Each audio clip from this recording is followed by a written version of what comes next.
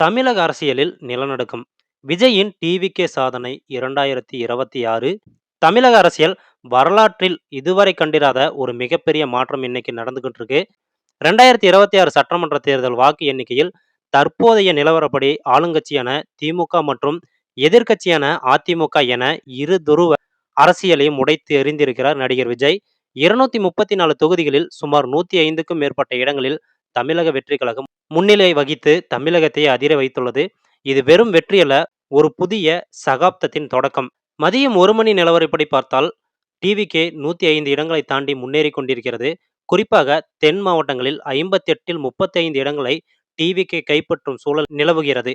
இதில் கவனிக்க வேண்டிய மிக முக்கியமான விஷயம் என்னவென்றால், கொளத்தூர் தொகுதியில் தமிழக முதலமைச்சர் மு.க.ஸ்டாலின் அவர்கள் பின்னடைவை சந்தித்து வருகிறார். அவரை எதிர்த்து போட்டியிட்ட டிவிகே வேட்பாளர் வி.எஸ்.பாபு முன்னிலையில் இருக்கிறார். அதேபோல் சேப்பாக்கத்தில் உதயநிதி ஸ்டாலின் கடும் போட்டியை சந்தித்து வருகிறார்.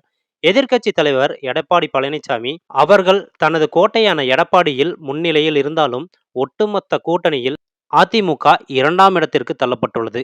நம்மோட புதிய பார்வை சேனலோட நோக்கத்துல பார்த்தா, இந்த தேர்தல் முடிவு தமிழக மக்கள் மாற்றத்தை எவ்வளவு தீவிரமாக எதிர்பார்க்கிறார்கள் என்பதை தெளிவுபடுத்துகிறது. குறிப்பாக முதல் முறை வாக்காளர்கள் மற்றும் இளைஞர்களின் வாக்குகள் ஒட்டுமொத்தமாக விஜயின் பக்கம் சாய்ந்திருப்பதை புள்ளி விவரங்கள் காட்டுகின்றன. லஞ்ச ஊழல், வாரிசு அரசியல் போன்ற விமர்சனங்களுக்கு மக்கள் தங்கள் வாக்குகள் மூலம் பதிலடி கொடுத்திருக்கிறார்களா, அல்லது விஜயின் புதிய அரசியல் என்ற முழக்கம் எடுபட்டுள்ளதா? ஆட்சி அமைக்க தேவையான 118 இடங்களை டிவிகே எட்டுமா, அல்லது கூட்டணி ஆட்சி அமையுமா என்பது இன்னும் சில மணி நேரங்களில் தெரிந்துவிடும். வாக்கு எண்ணிக்கை இன்னும் முழுமையாக முடியவில்லை. ஒவ்வொரு சுற்றிலும் முன்னிலை நிலவரம் மாறிக்கொண்டே இருக்கிறது.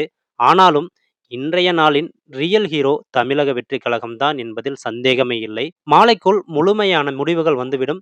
உடனுக்குடன் துல்லியமாக தகவல்களை தெரிந்து கொள்ள நமது புதிய பார்வை சேனலை சப்ஸ்கிரைப் செய்து பெல் ஐகானை அழுத்துங்கள். உங்கள் கருத்துப்படி அடுத்த முதலமைச்சர் யாருன்னு கீழே கமெண்ட்ல பண்ணுங்க. நன்றி.